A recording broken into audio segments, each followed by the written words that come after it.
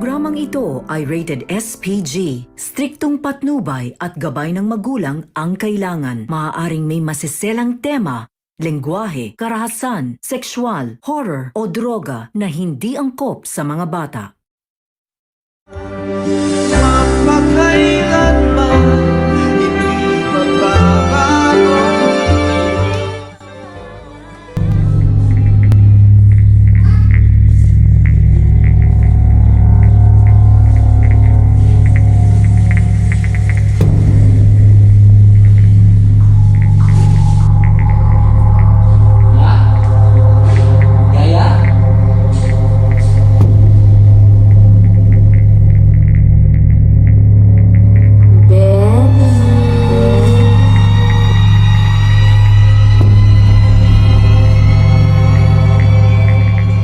Sa bawat sulok ng daigdig, hindi mawawala ng mga misteryo at pangyayari na kahit sensya ay hindi ito kayang maipaliwanag. Kagaya na lamang ng kwentong ating matutunghayan, isang kwentong magbibigay sa atin ng mga katanungan at pag-aalinlangan kung totoo nga ba ang mga espiritu o totoo nga ba na mayroong kabilang buhay. Ating tunghayan ang pagsasadula ng storya na magkasintahang nakaranas ng takot sa kanilang buhay. Ating ihanda ang ating puso't isipan sa aming special episode na ipinamagatang Kapares, the Anjo D. Martinez and the Anika Abelardo story.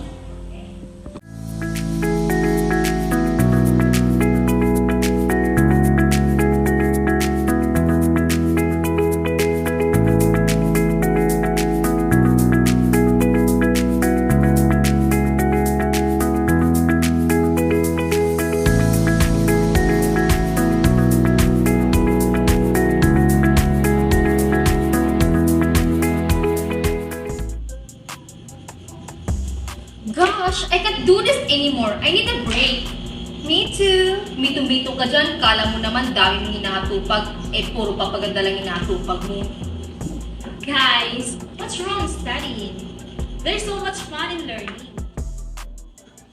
Did you know that learning and personal development provides you with feelings and accomplishments? It allows you to feel prepared to take on new challenges and explore different business ventures.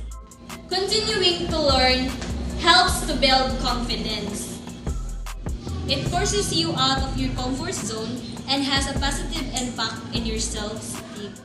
O siya, tama na nga yung kaka-lecture mo. Naririndi na ako sa'yo. O ikaw, madam, ano naman kinabibisihan mo dyan? I'm calling Drew. Hindi kasi siya nagre-reply sa akin eh. Baka busy lang. Hi, I don't know. Drew, I know it's you. Ay, hirap ko naman i-surprise. Saan ka ba kasi galing? I went out. Si Violet. Ang bawi lang yan, yung nakakasama sa last ng outing. Alam mo naman, kayo mga babae, kahit ilang taon na yung kasalanan namin, higit ka na. Hindi mo pa rin malilimutan. Dapat lang. Speaking of outing, let's have a break naman. Diba? Last month pa tayo nakapag-outing. Tara na nga, stress na ko dito. What can you say, love? Dapat ngayon kasama ka na ha. Pag hindi talaga, magtatampo na ako sa'yo. Okay.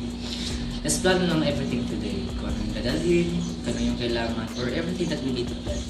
Yay!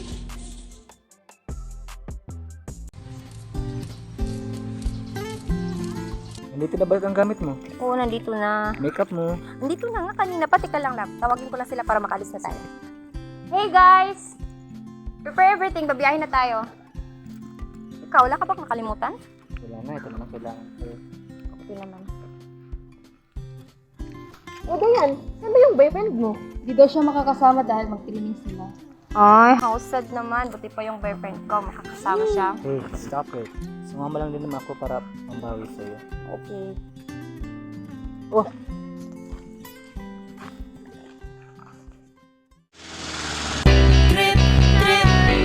Yo, Pakinggan nyo to. Bakit? Trip lang. Halika na lang, madali lang talaga. Pangako pagkatapos humihinga ka, padali na pare magliliwanag na kung di ka sasabay, maiiwanan ka. Ang isip ay wag na gawing pangdalawa, dahil isa lang ito. Ang gusto lang naman ito ay maging masaya.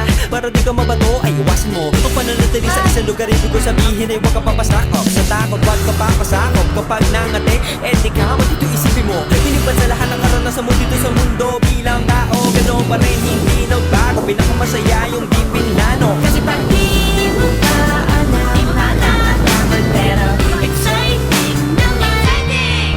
Yeah! Sumabay lang sibat ka ng bahala. Oras ng subukan at di ba nagagawa. Minsan lang kaya magpakaligaya. Mag-enjoy, magsaya, walang mawawala. Trip, trip, trip, trip lang. Trip, trip, trip, trip. Hi guys! So, andito na nga pupula kami. Ayan oh, ang ganda! Love, dito ka! Ayan, nandito na po kami. Tingnan mo mga kabataan mo. Saan kaya pupunta mga yan? Ganda naman dito. Halika na.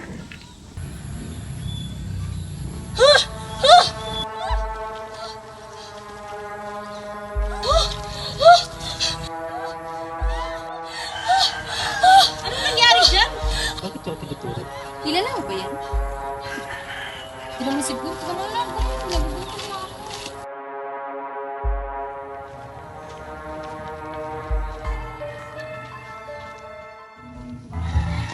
Wow, this house looks old. Are you sure, Nick? This house is safe? Oo naman, dadalhin ko ba kayo dito kung hindi to safe? Saka marami ditong mga tanawin na magaganda. Halika na, pasok na tayo. Sige, tara. Nagtungo ang magkakaibigan sa isang bahay na pagmamay-ari ng pamilya ni Anika. Ang hindi nila alam, dito magsisimula ang peligro sa kanilang buhay.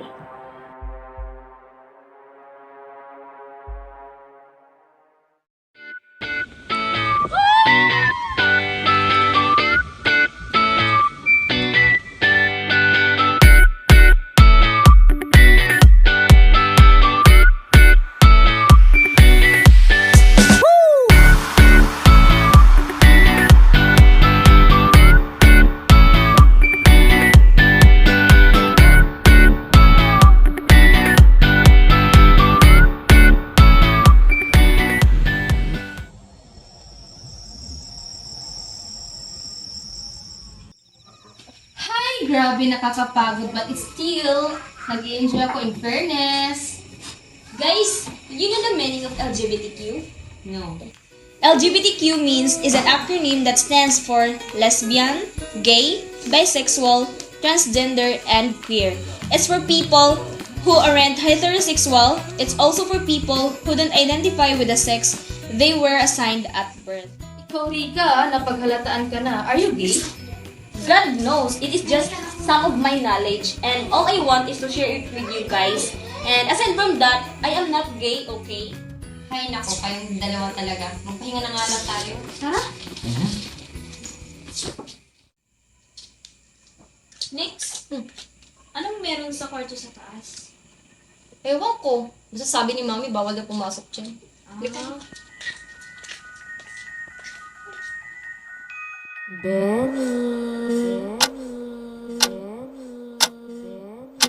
Mahal ko, asan ka?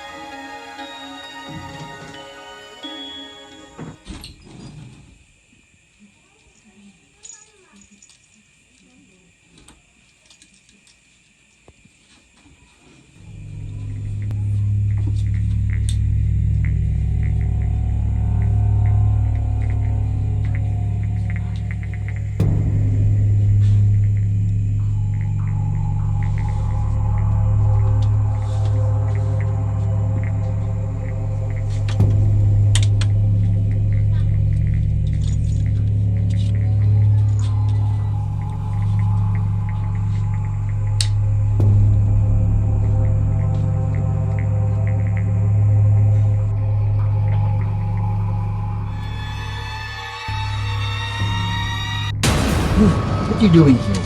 It should be late na. Tsaka, kapag nagsabi hindi pumunta dito, pero pumunta ka pa rin. Sorry love, hindi kasi ako makatulog. Halika, pahinga na tayo.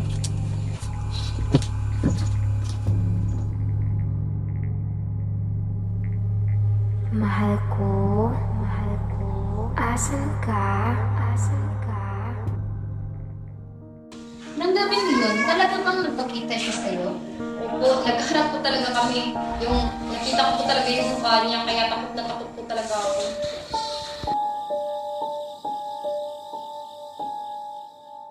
Oo nga, love. Huwag na nga ako. Siyempre naman. Oo nga. Teka lang. Mom?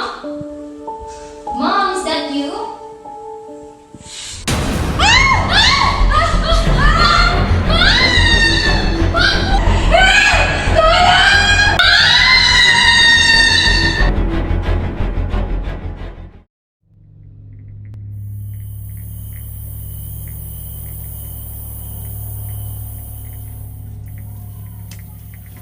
Ay, kapagod.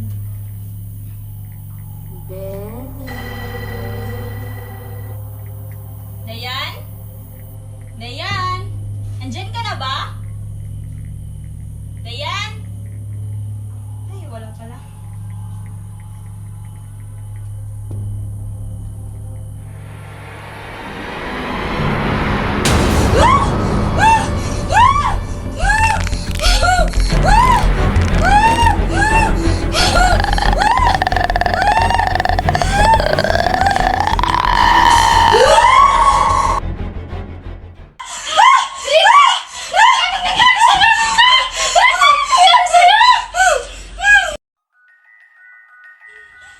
Tahan na, Rika.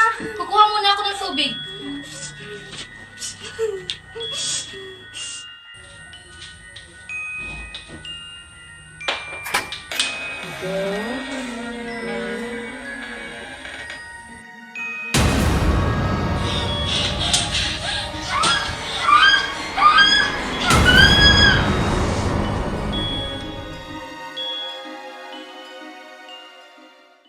Matapos ang mga pangyayari, nagkasundo ang magkakaibigan na alamin kung sino nga ba ang babaeng nagmumulto sa kanila. Guys, how's your outing? Oh, anong nangyari sa inyo? Bakit parang pinagbagsakan kayo ng langit at lupa? Hindi ako nakatulog kagabi. There is a girl na nagpakita sa akin. Ako din. Sa akin din. Mataas ba yung buhok niya?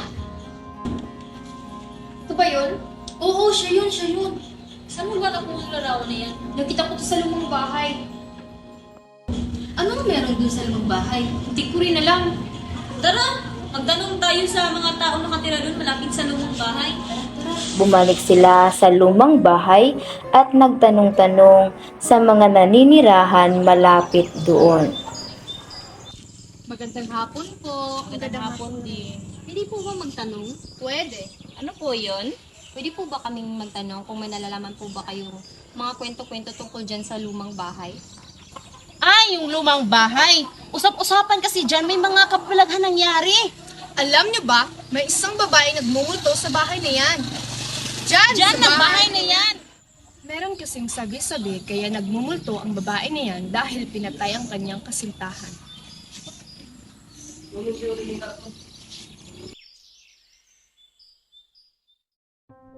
So, nagtanong ka na talaga sa mami mo kung ano ang meron sa bahay?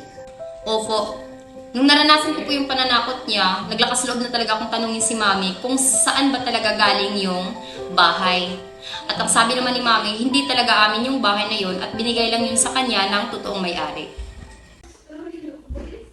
Mom, can I ask you something? Yes, what is that, anak? I would like to ask you about the old house. Ano ba yun? Saan ba yung galing? Paano yung naging atin? Yung lumang bahay, anak. Hindi sa atin yan. Sa totoo lang, ang may-ari ng bahay na yun ay si Lucia Madrigal. O tapos, ano pang sinabi ng mami mo?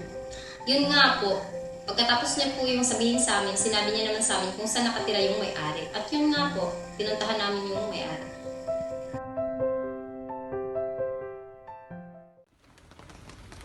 Tao po! Tao po! Sino po sila? Andyan po ba si Aling Lucia? Oo po, andito siya. Ano po kailangan nila? Pwede po ba namin siya makausap kahit sandali? Sige po. Tuloy po kayo. La, may naghahanap po sa'yo. Magandang umaga po. Magandang umaga po.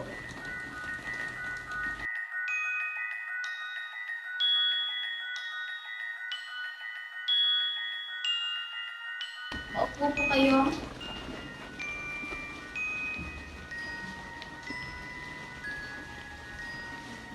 O mga ina, anong kailangan niyo? May tatanungan po sana kami. Tungkol saan? Tungkol po sana din sa ano po, sa bahay na lupa po na binigay niyo po sa mama ko. O ina, sino bang magulang mo? Anak po ako ni Cecilia Angeles. Ah, si Cecilia. O bakit? Ano bang meron sa bahay? Nagpunta po kasi kami sa lumang bahay at nakita ko po po. Kilala niyo po ba siya?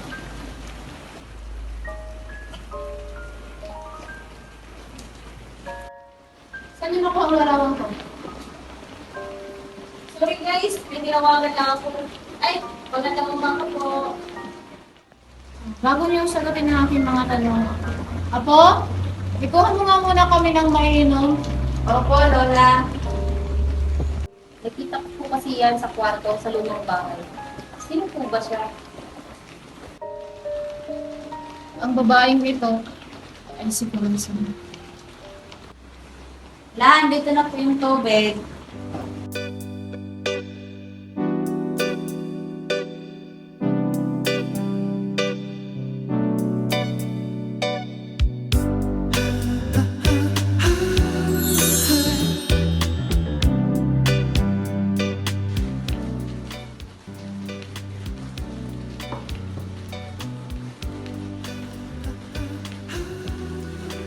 Well, maybe I'm gay. Sabi ko sa'yo eh.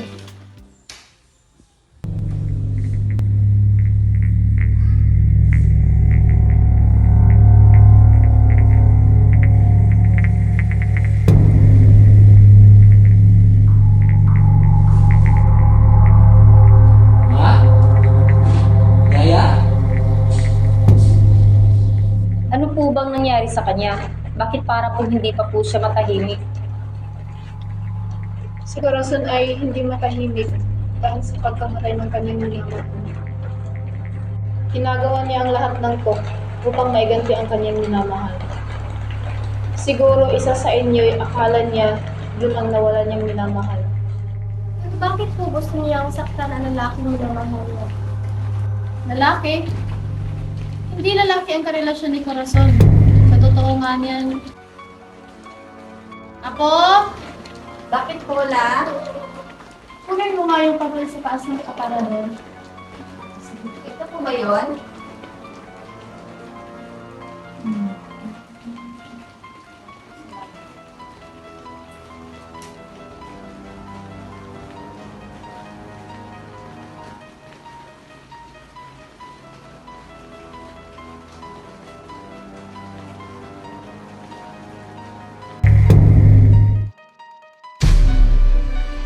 Ba't nandito ako?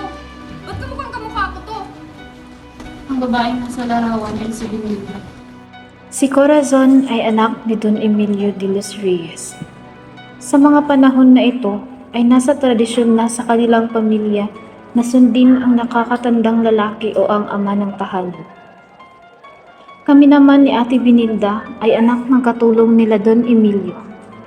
Si Don Emilio na ang nagpapaaral sa amin kaya bilang sukli ay nagtatrabaho kami sa kanilang bahay bilang mga katulong. Mga bata pa lamang kami ay magkakasama na kami nila Ate Benilda at Corazon sa paglalaro. Hanggang sa kami ay nagdalaga. Makikita sa kanilang dalawa na may namumuong pagmamahalan. Pagmamahalan na higit pa sa pagkakaibigan. Hindi nagtagal ay unti-unting nakapansin si Don Emilio sa pag-iibigan ng dalawa. 16 na taon ako noon at 18 si Ate Benilda at 17 naman si Ate Corazon. Nang may ipakilala si Don Emilio kay Ate Binilda na isang lalaki na kanya raw mapapangasawa. Halos tutol ang lahat sa naging desisyon ni Don Emilio. Ngunit wala kaming magagawa sa kadahilan ng malaki ang aming utang na loob sa kanya, kahit ang aming mga magulang ay walang magawa. Sumama si Ate Binilda sa lalaki. Lumipas ang ilang mga buwan, isang balita ang nagpaguho sa aming mga damdamin nang malaman namin na wala na daw si Ate Binilda. Labis ang paghihinagpis ni Ate Corazon nang malaman ang balita.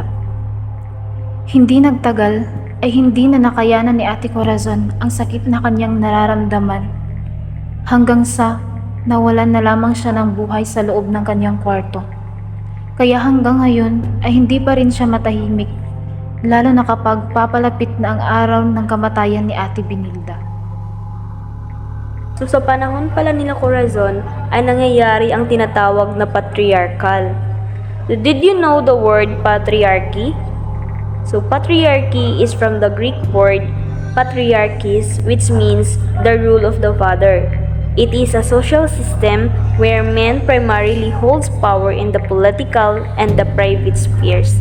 This means that in the social system, society is organized and maintained in a way that men rule over women and their children. In the social, legal, political, and economic spheres, men are expected to lead while women are expected to obey and are relegated to house chores, bearing children, and child care. Ilang taon nga po ulit si Binilda nung ipakasal siya? 18 pa siya noon at ang lalaki naman ay 20. 18 at 20? So, ibig sabihin, related ang sitwasyon ni Binilda sa Article 14 of the Family Code of the Philippines. So, it is provided that Article 14, in case either or both of the contracting parties not having been emancipated by a previous marriage are between the ages of 18 and 21. They shall, in addition to the requirements of the preceding articles, exhibit to the local civil registrar the consent to their marriage of their father, mother, surviving parent, or guardian, or persons having legal charge of them, in the order mentioned. Such consent shall be manifested in writing by the interested party who personally appears before the proper local civil registrar, or in the form of an affidavit made on the presence of 2 witnesses and attested before any official authorized by law to administer oaths. The personal manifestation shall be recorded in both applications for marriage license, and the affidavit, if one is executive instead, shall be attached to said applications.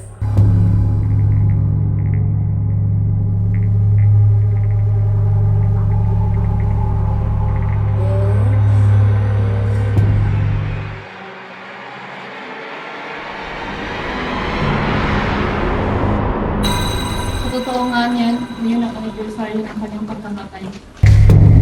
Si Drew! Nasaan pa man ang buhay ni Drew? Tara, puntahan natin si Drew! So, ikaw pala talaga ang pakay niya, hindi ang boyfriend mo. Opo.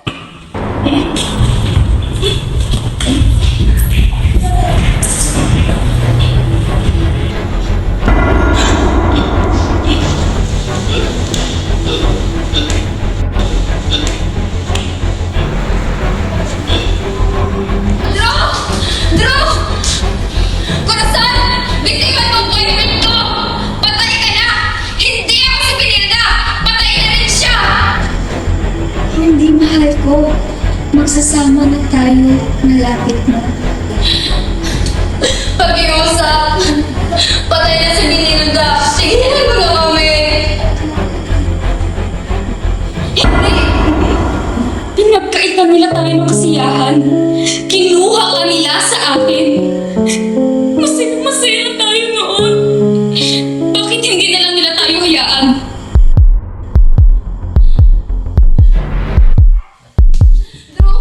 Drew, gumising ka! Drew! O, ito na pala si Andrew. Hi, Drew. Kamusta ka naman? Hello po, okay po naman, buhay pa. Mabuti naman at okay ka lang. Because based on what you have experienced ay nakakatakot talaga. Yes po. Eventually, I thought it was all done. Pakigising ko na lang, nandiyan ako sa hospital kasama yung girlfriend. Mabuti naman at nakarating agad si Anika. Oo nga po eh. Naku, maraming salamat talaga Anika at Andrew sa pagbahagi ng iyong kwento. Hindi ko maisip kung sa akin nangyari lahat ng iyon. Kaya maraming salamat talaga. Maraming salamat din. Maraming salamat.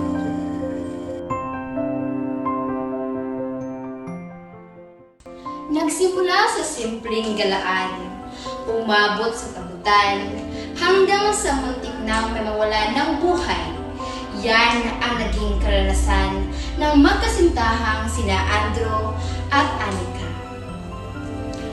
Nakakapangamba talaga kung ang isang espiritu ay hindi matahimik dahil lamang sa kanyang nawalang minamahal.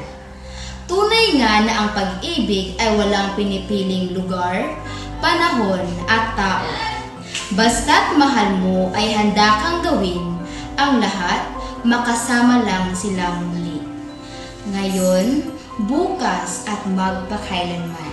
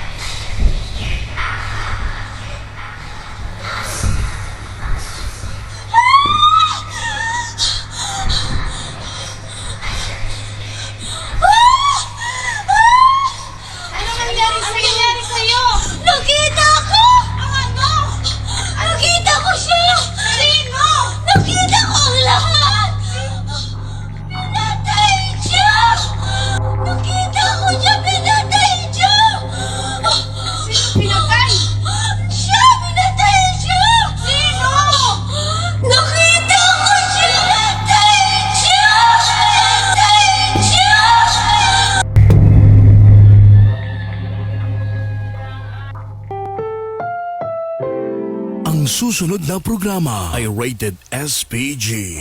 Sus Puryagaba.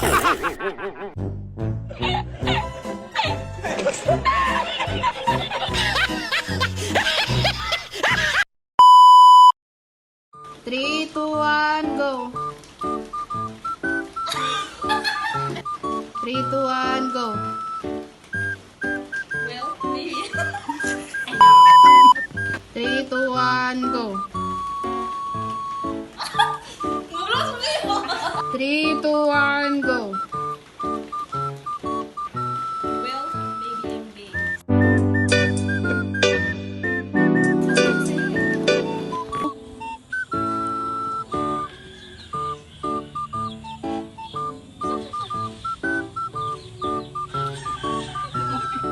Three, two, one, go! Drew! Drew! Corazon! Bitiwan mo ang boyfriend ka! Char! 1, go! Ay, wait, lami. 3, 2, 1, go!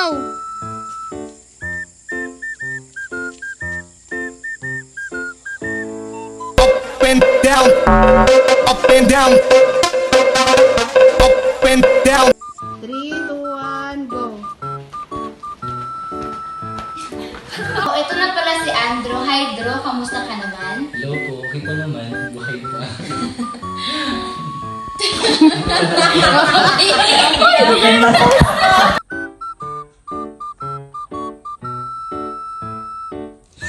Happy, sha-la-la. It's so nice to be happy, sha-la-la. Everybody should be happy, sha-la-la. It's so nice to be. O siya, tama nga. Sila ka mo kay Fur. Yeah, fair mo. Tulungan ko kay.